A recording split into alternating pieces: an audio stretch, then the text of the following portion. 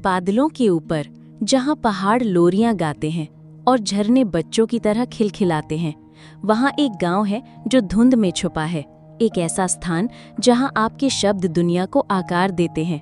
खलबिया में आपका स्वागत है, गूंजने वाला गांव। खलबिया में हर शब्द में ताकत थी। अगर आप प्यार से कुछ कहते तो फूल खिलते, अगर आप गुस्से से कुछ कहते तो तूफान की तरह तबाही आ जाती। एक जिज्ञासु सुबह 9 साल का ज़ीदान, जिसकी आंखों में शरारत और बैग में ढेर सारे स्नैक्स थे, तैरते हुए पत्थरों की एक रहस्यमयी राह पर चढ़ गया जो गूंजने वाली पहाड़ी के शिखर तक जाती थी। अगर ये कहानियां सही हैं तो मैं यहाँ कुछ भी कह सकता हूँ और वो सच हो जाएगा।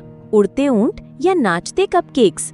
उसने अपनी समझदार दोस्त जोया को साथ लिया, जो एक शांत और होशियार लड़की थी, जो हमेशा अपने बैग में एक छोटी सी कुरान रखती थी। ज़ीदान, ये खेलने की जगह नहीं है, गूंजने वाली पहाड़ी सुनती है, सोच समझकर बोलना।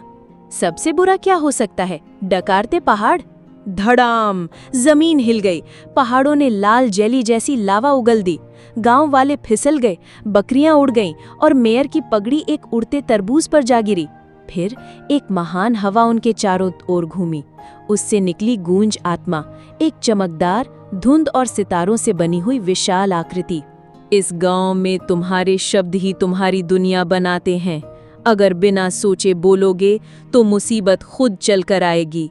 ज़ीदान माफी मांग पाता उससे पहले ही गूंज पत्थर जो पहाड़ी की चोटी पर था टूट गया।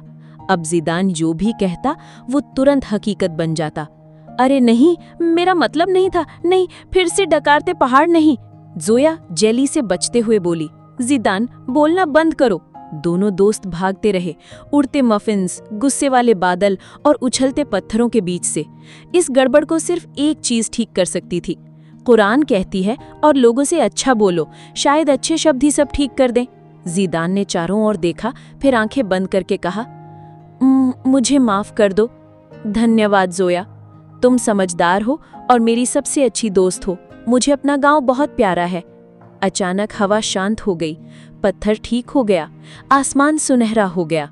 ज़ीदान के अच्छे शब्दों से चमकदार बेल उगी और गूंज पहाड़ी को लपेट लिया, जो रंग बिरंगे फूलों से भर गई। तेरी जुबान एक चाबी है नन्हे मुसाफिर, ये या तो खूबसूरती का दरवाज़ा खोल सकती है या बंद। उस रात लालटेन से सजे पेड़ों और सितारों से भरे आसमान के नीचे खलबिया फिर से फुसफुसाया, और इस बार वो लाड प्यार, हंसी और नरमी से गूंजा। कहानी की सीख, आपके शब्द बना भी सकते हैं, बिगाड़ भी। नरमी से बोलो, क्योंकि अच्छा बोलना भी इबादत है। कुरानी आयत, और लोगों से अच्छा बोलो, सूरे अल-बकरा। तो जब भी आपके शब्द उड़ने को तैयार हों, उन्हें ऐसा बनाओ कि दिलों को उठाएं, जैसे ज़ीदान ने किया। नरमी से बोलो, सच्चाई से बोलो, अमन की आवाज़ बनो।